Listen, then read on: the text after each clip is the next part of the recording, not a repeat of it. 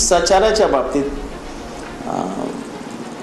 फुले शाहू आंबेडकरांच्या विचारांचा मागोवा घेत आम्ही पक्ष चालवतो असं त्या पक्षातनं नेहमी बोललं जातं। योग्य ते निर्णय दादा आता घेतील असं वाटतंय। ज्या व्यक्तींनी ही कौटुंबिक हिंसा केली हे कोर्टाने आता मान्य केलं आहे, त्यामुळे त्या व्यक्तीला अशा सर्वोच्च संवैधानिक पद सरकारने काढून घेतलं पाहिजे। करुणा मुंडे यांच्या संदर्भामध्ये ऑनरेबल कोर्टने दिलेलं जजमेंट हे निश्चितपणे अभिनंदनीय आहे।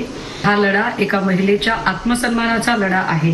नाही, न्याय मिळाला पाहिजे। ते बलात्काराचे गुन्हे फिने सगळं व्हायला पाहिजे। त्याच्यावर कुणाची तरी लेख येते, कुणाची तरी बहीण येतील, न्याय मिळाला पाहिजे 100%। जे मॅटर असेल त्याच्या पाठीशी उभा राहणार। आता आम्ही बी मोकळे झालो जातो। सरळ धनंजय मुंडे यांच्यावर कोर्टाने ठपका ठेवला आहे की डोमेस्टिक व्हायलन्स झालं आहे असं त्यांनी नमूद केलेलं आहे त्या ऑर्डरमध्ये।